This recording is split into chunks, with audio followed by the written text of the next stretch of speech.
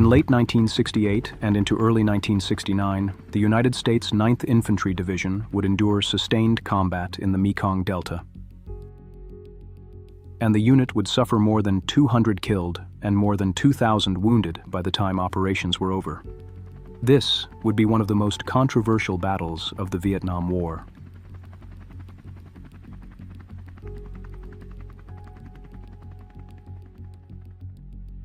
The Hueys were already taking fire before they reached the landing zone. You could see it in the way the aircraft shifted slightly as they came in low over the delta, the pilots holding their line while rounds came up from the tree lines below. No one inside needed to be told what that meant. By the time the skids touched the ground, the fight had already started. The landing itself was quick, the way it always was. The aircraft settled just long enough for the men to jump out, some moving at a crouch, others dropping immediately as they cleared the doors. There was no time to organize, no time to get a clear picture of what was in front of them. The only thing that mattered in those first seconds was getting away from the helicopter and not staying in the open. The ground didn't offer much cover. The Mekong Delta was flat in that area, broken up by rice paddies, narrow strips of trees, and patches of brush that didn't provide real cover. Anything above the ground could be seen, and anything that moved too quickly drew attention. The firing continued as the helicopters lifted away, leaving the unit spread out across the landing zone with no clear direction to return fire. That was how Operation Speedy Express was fought. From December 1968 into the spring of 1969, units from the 9th Infantry Division were moved across the Delta by helicopter, inserted into areas where enemy forces were believed to be operating. The objective was direct: find those forces, engage them, and kill them. On paper, it was straightforward. On the ground, it rarely worked that way. By the time the next helicopter came in, the landing zone was already a gunfight. Rounds struck near the aircraft as it approached, but it came in anyway, dropping more men into the meat grinder.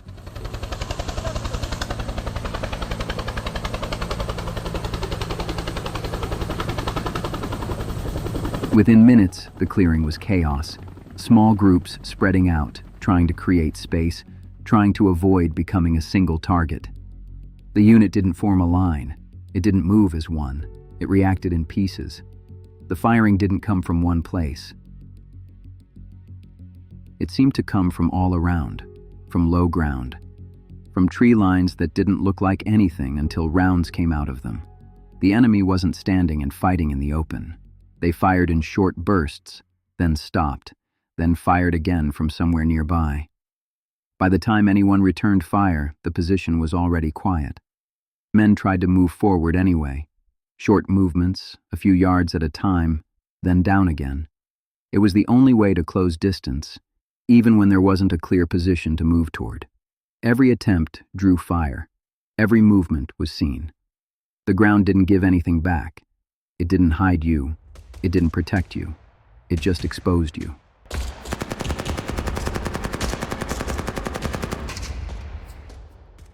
Gunships were called in within minutes. George Juliet, this is Iron Hat 2. Roger out.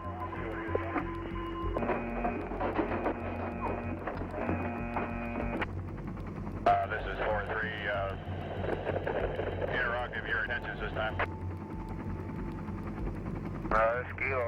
We're still receiving automatic weapons fire from that beach there. Also, this is 4-3. Be advised, they have a 1.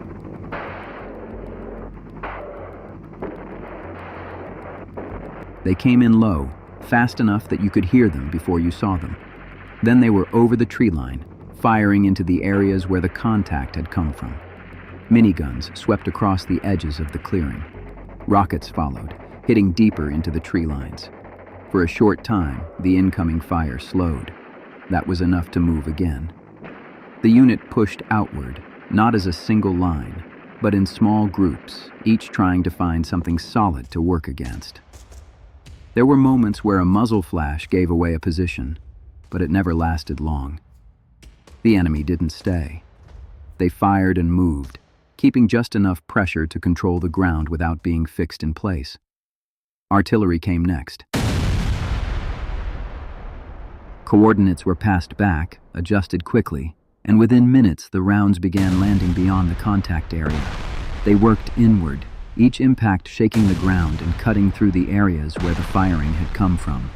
The men on the ground stayed low through it, waiting for it to lift. When it did, they moved again. This time they reached some of the positions. What they found were fighting holes cut into the ground, covered and concealed, built to fire and then be left behind. There were spent casings, equipment. In some places there were blood trails leading back into the tree line, but no one there. The contact was over. It usually ended that way. Not with a clear result, not with a defined enemy force, but with an area that had been fought over and then left behind. And then it started again, somewhere else.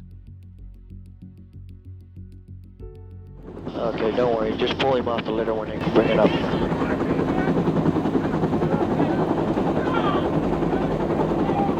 Operation Speedy Express wasn't one fight. It was many, spread across the Delta over months. Units were inserted again and again into different landing zones under the same conditions. By the end of the operation, the numbers were high. The U.S. reported over 10,000 enemy killed. U.S. losses were also recorded, with hundreds killed and thousands wounded over the course of the operation. But those numbers didn't settle what had happened. Questions followed after it ended.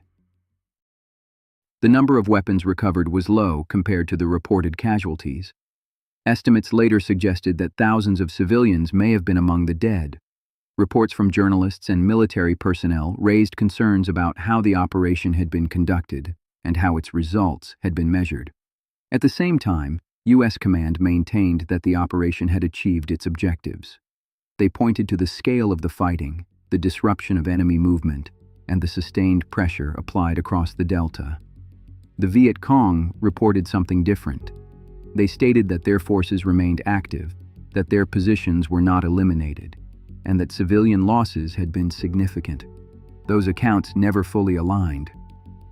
But the way the operation was fought stayed consistent.